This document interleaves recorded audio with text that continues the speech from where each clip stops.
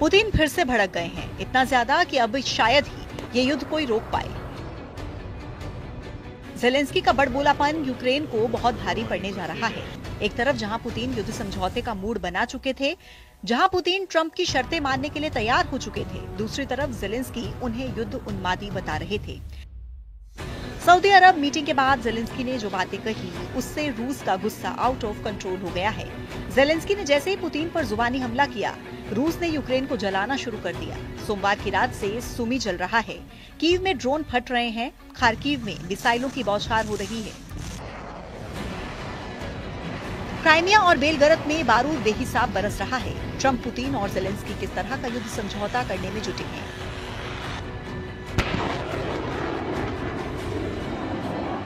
जो बारूदी तांडव बढ़ता ही जा रहा है।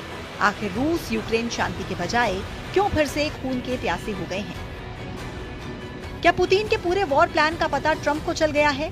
क्या पुतिन के शैडो वॉर से सुपर पावर डर गया है?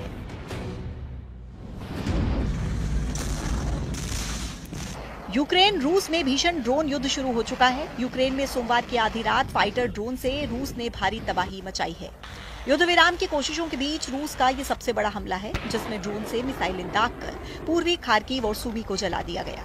रूस की सेना ने दावा किया कि यूक्रेन में 143 ठिकानों को बारूद से पाट दिया गया है।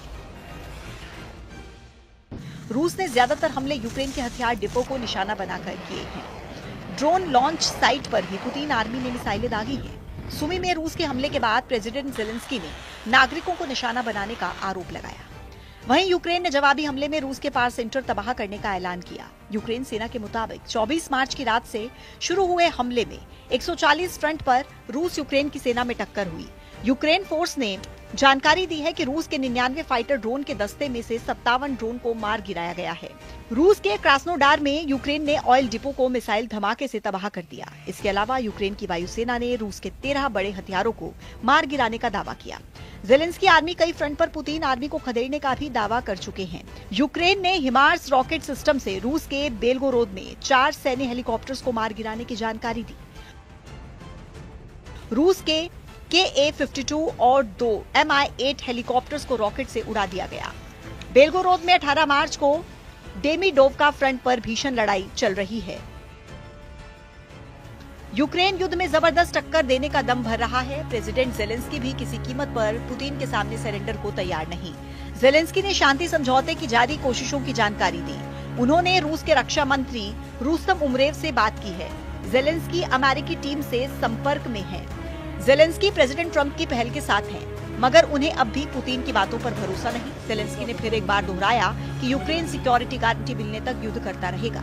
ज़ेलेंस्की ये भी साबित करने पर तुले हैं कि रूस से अगर यूरोप और अमेरिका को बचाना है तो पहले यूक्रेन की सुरक्षा की गारंटी दी जाए।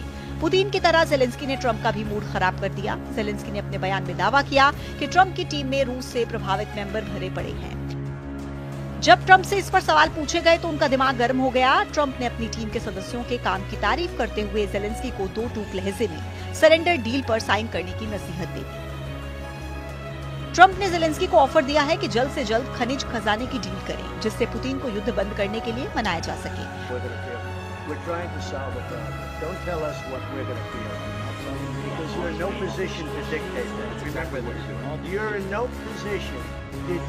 यानी तीनों सुप्रीम लीडर युद्ध समझौते के लिए तैयार हैं, तो फिर दिक्कत कहां है? पुतिन समझौते के लिए तैयार हैं, ज़ेलेंस्की युद्ध रोकने के लिए रेडी हैं, ट्रंप हर हाल में युद्ध रोकना चाह रहे हैं, तो फिर रूस यूक्रेन युद्ध खत्म क्यों नहीं हो रहा? क्यों पुतिन अपने पत्ते खोल नहीं रहे हैं? क्यों ट्रंप से ज़ेलेंस्की डर नहीं रहे हैं? क्यों पुतिन से यूरोप खौफजदा है? रूस यूक्रेन युद्ध के अनसुलझे सवालों के जवाब अमेरिका के centre for strategic and international studies की रिपोर्ट में उजागर हुए, जिसमें दावा किया गया कि पुतिन ने यूक्रेन के बाद यूरोप और अमेरिका के खिलाफ शैडो वॉर शुरू कर दिया। CSIS के मुताबिक रूस ने अमेरिका और यूरोप के खिलाफ साइबर हमले, तोड़फोड़ और जासूसी शुरू कर दी है।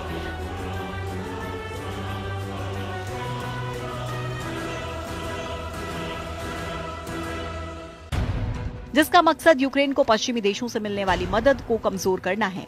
CSIS की रिपोर्ट के मुताबिक दुनिया का बड़ा हिस्सा तीसरे विश्व युद्ध में उलझने वाला है। इसमें एक तरफ सीधा युद्ध तो दूसरी तरफ शेडो वॉर है। CSIS की रिपोर्ट में हाल ही की कुछ घटनाओं का ब्यौरा दिया गया है, जिसमें यूरोप में सैन्य ठिकानों पर धमाके, सरकारी ईमेल हैक और समुद्र के नीचे के केबल काटने जैसी वारदात में तेजी से इजाफा हुआ। ये सारे कांड यूक्रेन युद्ध शुरू होने के बाद से हो रहे हैं।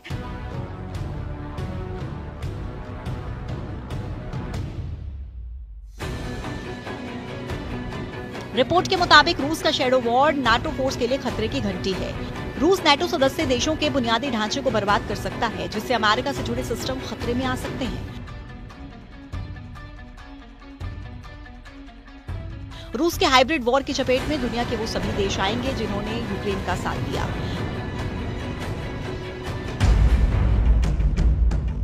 पुतिन के प्रवक्ता दिमित्री पेस्कोव ने जानकारी दी है कि फिलहाल युद्ध समझौते पर उन्हें किसी तरह के ऑर्डर नहीं मिले।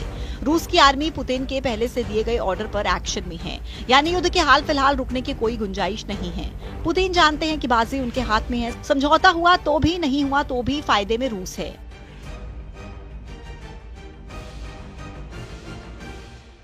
पुतिन अब ज्यादा से ज्यादा मुनाफे की डील के लिए प्रेशर बना रहे हैं। रूस ने फिलहाल यूक्रेन के 5 बड़े हिस्से पर कब्जा जमा रखा है। यूक्रेन के ये वो इलाके हैं जहां ज्यादातर लोग रूसी भाषा बोलते हैं, जहां रूस ने सर्वे करवाकर दावा किया है कि ज्यादातर लोग रूस में शामिल होना चाहते हैं, मगर रूस के सभी दावों को ज़ेलेंस्की खारिज करते रहते हैं।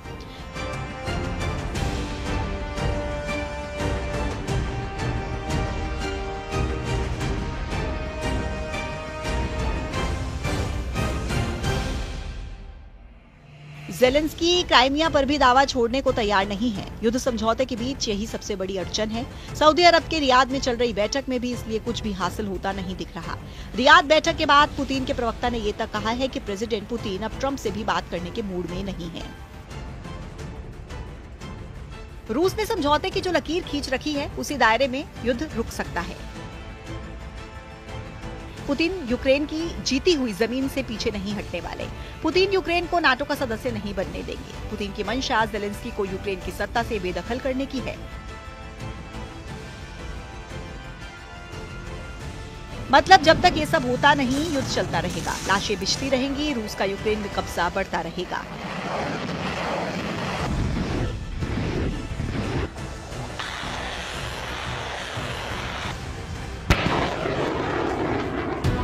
यूक्रेन में जीत के बाद भी रूस रुकने वाला नहीं है। यूरोप के वो देश पुतिन का ताप झेलेंगे जिन्होंने हथियार और सैन्य मदद पहुंचाकर पुतिन को परेशान कर रखा है। युद्ध जब इस पड़ाव पर पहुंचेगा तब तबाही का अंदाजा नहीं लगाया जा सकेगा।